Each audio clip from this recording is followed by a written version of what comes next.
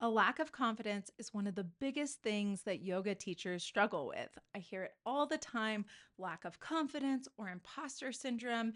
It's one of the biggest reasons why yoga teachers quit before this thing that they're so passionate about really comes into full form. They quit their teaching careers before they even begin, and often it's due to a lack of confidence. Now, there's a lot of advice out there that I see as part of the problem, as part of the reason why teachers are quitting before they really begin. And so today, I want to talk through 3 items that I have seen with all my mentees to be the helpful thing to build up your confidence and help you build this yoga career that you know is meant for you.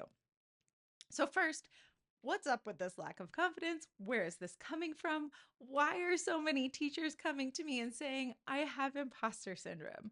I think there's 2 main reasons. One, we have this leftover thing in the yoga world that is we're supposed to be gurus. We're supposed to be spiritual gurus. And really, I don't think that applies to what a lot of us offer. I think a lot of us are more like peers with the people that we are teaching or guiding as far as like kind of like spiritually goes.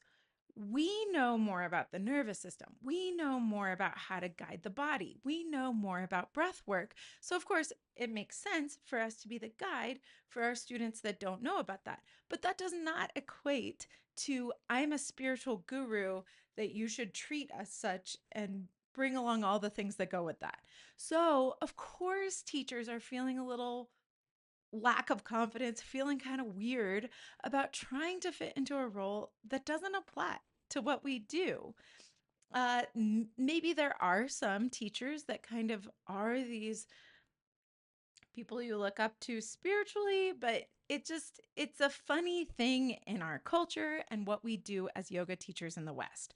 So when you're trying to fit into a place that you don't fit, of course you're going to say, I don't have confidence here.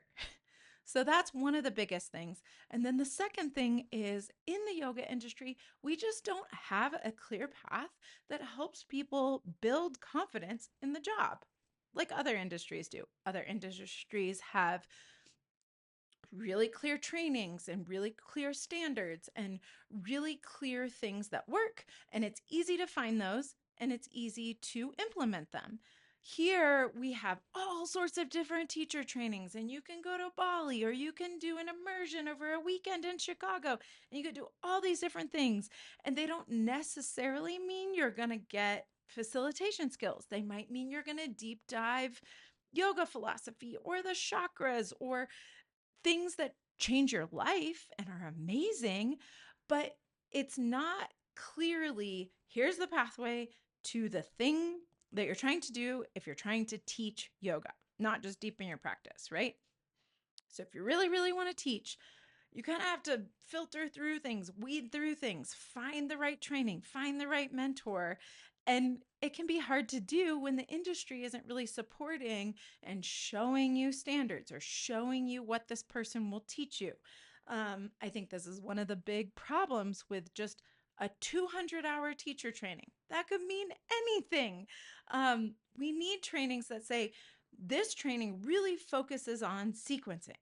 This training has this lineage and has this way of cueing, especially for those of us who are trying to actually teach. So that's a big problem. Now, I hear this advice all the time around confidence that the way to build confidence is just to teach, teach, teach. And if you keep teaching, then years and years down the road, you will finally be confident. I see 2 big problems with this. First of all, this is the advice that I think leads a lot of teachers to quitting before their yoga teaching career really begins. I see a lot of teachers come to me for mentorship who are at the tail end and about to give up on teaching, even though they're deeply passionate about it. It is their favorite thing they do, but they just don't see if their students are actually benefiting. They're not getting the jobs they want to get. They're not getting paid in a way that builds them confidence. And they just don't feel like it's landing. And so they say, maybe this isn't for me. So that's one of the biggest reasons why I think just wait years and years and see if you might make it is not good advice. Also, yoga teachers tend to quit in the first couple years. And so this advice will say, like, just teach 5 years and then you'll feel better. But you're going to hit that 2 year mark and quit. And then, so I don't think it's the best advice. Teaching does build confidence. You got to do the thing you're trying to do, but let's do it like strategically and with support, not just randomly. That's the other thing I think about this advice, just teach, teach, teach, is that it's kind of random and it's kind of like you're stumbling around in the dark and you hope you make it. And it takes too long. It takes too long and it's just not a tried and true path. Some people make it this way and some people don't. So the only thing you have to lean on is I hope I'm not one of the ones that doesn't make it. Or you can be a little bit more strategic. So let's talk about that. There are 3 things that I think actually build confidence. And this is what I've seen for years mentoring yoga teachers. And this is what I see. And often I see teachers address these 3 topics that we're about to go over. And within 1 to 3 months is usually how long it takes. They feel pretty confident and they're out there getting jobs at studios they've always wanted to get jobs at. They're building their retreat companies. They're doing all the things because they feel confident in their teaching. Of course, you grow over the years and of course, you get better, but we want to address this really gnawing sense of lack of confidence that I see in so many teachers. We got to get over that hump so you can actually like build something you really love in your teaching career. Okay, so we'll go over those 3 things. The third one is like a secret sauce that I find is like a magic trick for all my mentees, and I'm just going to give it to you today. So, first one, to build confidence, you need to know what you're doing right. I see this all the time in my mentees. They don't know what their superpowers are. Y'all have superpowers. You just inherently have superpowers that are working for you. I see teachers who are amazing at building playlists and using music in this way that supports the nervous system, and their students just keep on coming back for the playlist, but they're getting into the deeper sense of what yoga is, and they'll get deeper into the philosophy, and yoga will change their lives just because this teacher has this superpower of building a great playlist that really, really works. Not just like a fun one, but one that supports the nervous system and the journey of the nervous system in a yoga class, supports them in Shavasana, gives them this whole immersive experience. And then that is what has their students keep coming back for more. I see teachers who have a superpower of describing the poses in a like metaphor. One of my mentees, like she's able to create these metaphors that I could never come up with that is like involving certain imagery that just comes from her own spirit and her own brain, and it's fun and it is like in depth, and you get deeper into the pose because she's speaking about it like a noodle or a bird's wing or something that I could never do, right? It can't be taught. It's her superpower.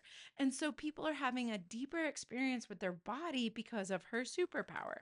And then some people have like a background in anatomy and they are able to describe anatomy in a way that some of us are just not interested in doing, right? Like we're like, blah. But some people are so good at it that they're going to help heal people's bodies with their interest and their passion in anatomy, right? These are things that I've seen in my mentees. But often we don't know our superpowers unless somebody points it out to us. We don't know. We're just like, I just love anatomy. I don't know. I've been saying these words forever. But it's really helpful to know that that is why students love your class. Or I don't know. I don't even know what I'm doing with this playlist. Like, that's what that mentee said to me. Like, she just knew how to do it. And she just knew how to build this playlist that perfectly went with the peak pose and all the things. And she didn't know. It's a superpower, it's innate. Now, how do we know what our superpowers are? There are a few ways. One, you can really, really study your own students while you're in class. I wouldn't recommend asking your students, more on that later, put a pin on it, but look at your students in class and see if you can see what's resonating and making an impact. This is a little tricky. Usually, what I see is your superpowers are things that you just don't know because it's so ingrained in you. Another way is get feedback. This, I think, is essential. And you can even have another teacher come. Now, it has to be somebody you look up to and really, really trust. I think one of the huge hits on confidence is getting feedback from people you don't trust. More on that later. I have a whole thing about it in a second. But having feedback from people you don't trust and who are not a little bit ahead of you is bad feedback.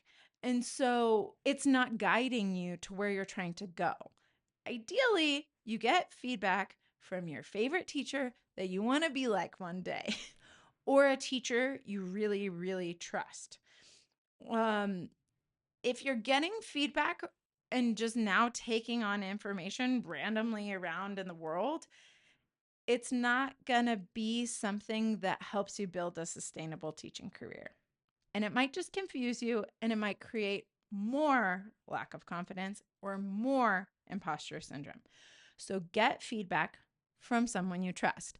I've seen teachers pair up with another teacher at the studio they're teaching at, and they go to each other's class and meet up and figure it out together, which is amazing. Like, if that teacher teaches in a way that you really appreciate, even if they're maybe not ahead of you, like they haven't been teaching longer than you, that can really work as long as you trust them. And you can look up to them as a peer. That can really work. Of course, I'm going to advocate for mentorship. Just get a teacher you really, really love and you're looking up to who has been there before. Get them to give you feedback. Just say, can you tell me what you think is going really right? You know, that will change everything. That will change everything. If you just know what your superpowers are, that'll really help. So I would highly recommend have somebody point out something to you that you're not noticing that is making the world a better place in the way you teach yoga. Okay, number 2, the other thing that I see that will really help you build confidence is understanding what you're doing wrong. Often, I see teachers who have a lack of confidence and they are doing things in a way that they could upgrade. Now, I see the world being like, no, you're amazing. Like, if you're getting feedback from people who are not a teacher, a couple steps ahead of you, or somebody you really trust who has been in the teaching role that you're looking to be in, if you're just asking your friends and your family or students, they're going to be like, no, you're great. Keep going. Because that's the kind thing to do. What else are they going to say? They don't know the nuts and bolts of what you're doing wrong. So why would they get in the weeds of trying to explain what you're doing wrong? I see teachers who have a lack of confidence because they're sensing that something they're doing is not working. And that is correct. And these skill sets are not hard to learn. I see it takes about 1 month to 3 months, but we just don't have it easily at our fingertips how to get this information that we don't have. Like, if you're learning to be a nurse and you're learning to draw blood and you do it wrong, you usually are in a clinic or something and they're like, you did it wrong. You're going to hurt the person. They're not going to like that. Can I show you? They show you, they adjust it, you get better at it, you're good to go. Right? And this is possible in yoga. You can be kind of fudging up your sequencing or your cueing or the way that the lighting is. And you don't need to get into a ball of, I have a lack of a confidence, I'm not good at this, oh my goodness, I should quit. No, just learn where that little glitch was in your cueing, fix it. You will feel energetically that it works better and it will build your confidence. So, this is why I highly, highly, highly recommend not getting feedback from your students. It's not appropriate. They are not in a position to give you feedback. They don't know. They don't know that you cued out of order, and that's why the whole room got confused. They don't know. So they're just going to say, I think you're doing great. And that's not going to build your confidence because you have this feeling like it wasn't great. Help. And so I think that asking for feedback from your students, I have seen teachers come to me and they have a lack of confidence because they've only been trying to get feedback from their students. It's also not appropriate. Like, they are here to be led by you, they're here to be served by you. You are in a position to help them. Um, Helping each other is a wonderful thing, but it just kind of breaks the role of the guide. They have busy lives. They are here to get a little break from their busy lives, and they're asking you to give them a little break. Give them a break. Let them soak up the yoga, however they need to soak up the yoga. Don't put them in a position to do something that's too hard for them to do. Also, if they're not teachers, they often give bad feedback. They don't know. So they'll say, maybe you should have done this. And it's like not something that's tried and true or works. Like, they're trying to help you, but it's not tried and true. It's not like it's not anchored in how facilitation works. Even if they're like a school teacher or something, like, teaching yoga is different than being a school teacher. It's just, I have not seen teachers get feedback from their students and then come to me and be like, I learned so much. I see us unravel that and then get into, like, how can we actually move forward in a productive, quick, effective way. So, main things that I see people could work on. Like, you can just fix these things. And like I said, like, you don't need to get in a ball of like, I'm not good at this, I quit. No, you're not bad at it. You're new at it. And if you're new at it, you can just learn. And it's easy to learn, especially if you have the right information or the right source or a way to get that information. And then, of course, right here, I'm going to advocate for a mentor, right? Like, just ask somebody who knows. Ask a teacher you really appreciate. And ideally being in like a container where they're not going to give you quick feedback in the hall, but rather like a 30-minute sit down and talk to you about it, right? But the things that I see that people could work on that doesn't take that long to work on, like a month or 3 months. Confusing cueing. I see this a lot. Tons of confusing cueing. And then the students are looking around at each other. You're sensing the energy in the room is off. And you're like, oh. There's like systems. There are cueing systems. You can learn them in 30 minutes. I actually have a cueing system. You can message me if you want to learn that cueing system. It's a really short little mini course if you want it, or go find a cueing system that works for the population that you're teaching, that works. So I see confusing cueing. We're just not specific enough. We don't have the right order of the words, and we're not cueing to the population that we're teaching. So people get confused, and then it creates lack of confidence because you're like, this ain't working. The other thing that I see is sequencing that doesn't accommodate the nervous system. So I see random sequencing that kind of jolts the nervous system around. And then uh, what happens is it just feels off and it doesn't feel good. And the class didn't land. Uh, but it's just like learn a sequencing system. It's not hard. You can learn a sequencing system really quickly and then go implement it, figure it out, try it on like a pair of like a jacket, see if that jacket fits you. Try a different sequencing system, find one that really works for you, use it for the next 2 years, and then that little area of lack of confidence is out the window. We're good.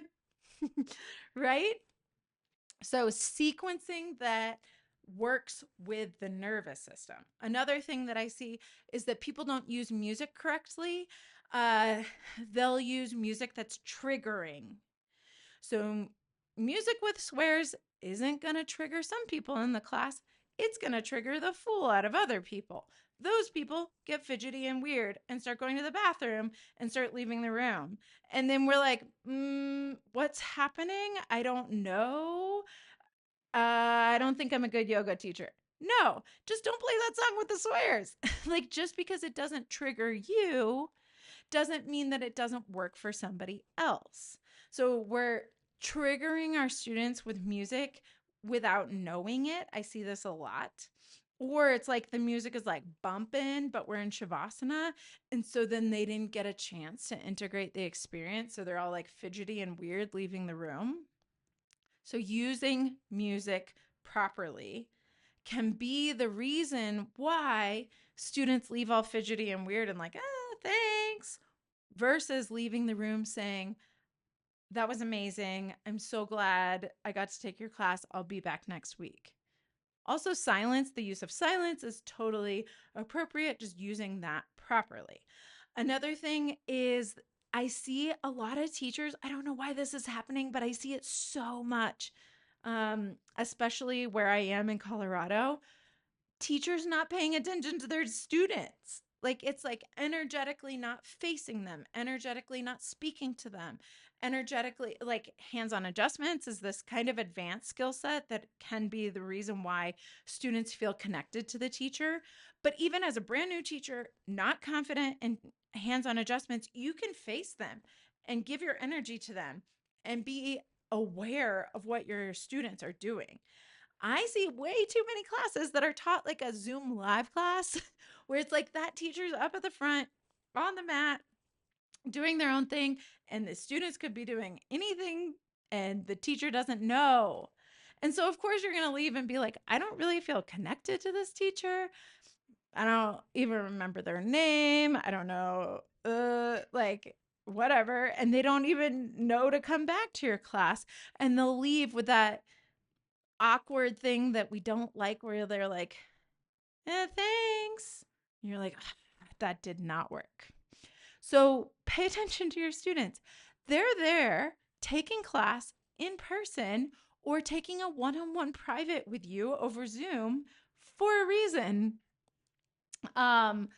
If they wanted to stay home and watch a YouTube video, they could. That is not the choice they made. So if they made the choice to connect with you live, virtually, or in person, connect with them. Okay.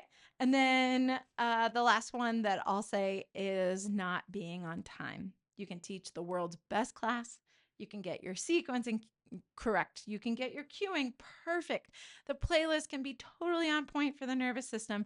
And if you end class 7 minutes late, that could be the reason why people don't come back. We have busy lives. We really appreciate facilitators that have integrity and do what they say they're going to do. So if it looks like the class was supposed to end at 1, we want to have this trust that it ends at 1. Even if you don't have a busy life and you have all afternoon to tinker around and it's totally fine, it's still like this indicator that you as the teacher didn't do what you said you were going to do, which feels bad. Or not starting on time. If you start 8 minutes late, that also just doesn't feel good. It doesn't feel like you supported the room and held this container where I get to dip out into yoga land for an hour, 75 minutes, or 90 minutes and just be here and soak it up. I'm now time management. I'm like, wait, wasn't this class supposed to start? What's happening? Let me go into the hall and find my phone and see what time it is. Oh man, like now my thinking brain's on. I can't just relax. Same thing with like, oh my goodness, now I'm late for my meeting. This was so stressful coming to yoga. Maybe I just can't go to yoga anymore. Oh my goodness. So ending on time, I can see as one of the reasons why we don't have confidence, because we're like, why don't my students say thank you? Why do my students rush out the door? Why do my students feel weird? Maybe it's because you started class late, or maybe because you ended late. Same with ending early. Being on time is a skill set. There are ways to make sure you're on time. Again, it's a skill set that takes just a couple months and easy to teach. I have found most of my mentees easy to absorb. Um, it doesn't have to be the reason why you have a lack of confidence. It's just something you don't know yet because you're new. Okay. So then the third thing is I have this secret trick that I feel like has worked for all the people that I always teach it in my 200-hour teacher trainings. I'm probably going to stop saying 200 hours soon and move on from that because I think there's a mess in that system. Anyway, I've taught it in my teacher trainings and I teach it to my mentees, whether that's like reminding them or teaching it fresh. And this is what I call the confidence turnaround technique. And I have found that when people use this, their confidence, their lack of confidence kind of disappears for the most part. And they are able to be in the room as a really strong and useful guide to their students. This is what we do. We create a teacher's why. Why are you in there? And everyone creates their own unique teacher's why. And you can do this today. I'm going to explain exactly how to do it. It's not complicated. So you can create your own teacher's why and help disappear confidence. Lack of confidence. Disappear lack of confidence. Bring in the confidence. So when we have a strong teacher's why, a reason that we're in the room, a reason that we're there, it helps us move beyond feeling like we're on stage, everyone's critiquing us, it's all about me. And then the teacher's why starts to make it be about the collective or the students. So, what you need is a little simple statement that is not me, but what are you there to offer? And this can be unique to you and something you really believe. It can be, I'm here to offer connection. I'm here to offer people a chance to feel their bodies. That's huge. People aren't aware of their bodies walking around the world.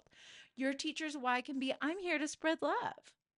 Your teacher's why can be, I am here to help people overcome possibility of injury.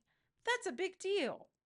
But it has to be unique to you. So this is a great journal prompt. Like it's like, what is it that you are offering your students every time you step in the room?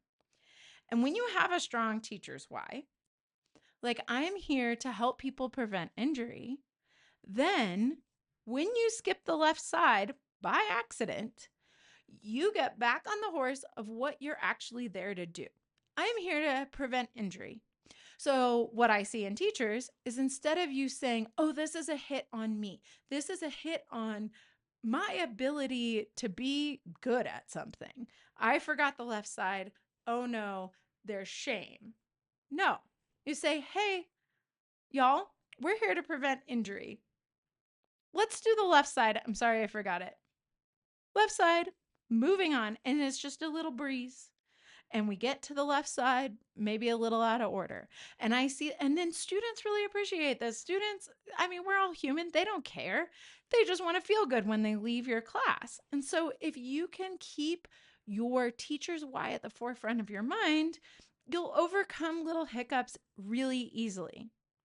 If your teacher's why is to spread kindness and the music stops working and construction happens outside, It doesn't have to be this like, oh my goodness, impact on me. How am I going to fix this? This is all about me. Oh no, which we freeze up. I see that. And then it kind of derails the whole experience. If it's about the teacher's why, I'm here to spread kindness, you'll probably come up with a funny joke. You'll probably just press play again. You'll probably do something that facilitates the experience continuing and the students getting to leave feeling good. So come up with a teacher's why. If you have any questions, you can always message me on Instagram or here. And I love to talk about teachers' why because I see how powerful it is. Share yours with me. I'll respond. I think it's so important. And it really, really changes the game when you show up with a teacher's why.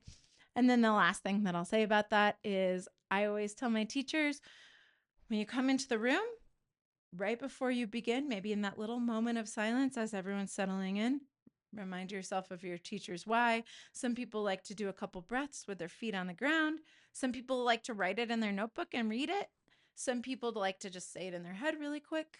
But remind yourself, this is what I'm doing. I'm offering something good, and my goal is to offer something. It's to give something. And when we're giving, it helps us be better guides and facilitators. So I hope this was helpful to you. I hope this served you in some way. Feel free to connect with me and let me know what your thoughts are or how it landed. I love connecting with yoga teachers endlessly. If you reach out to me, it will make my day. It always does. I'm here to help in every way I can. I hope you have a beautiful day out there. I'll see you in another episode.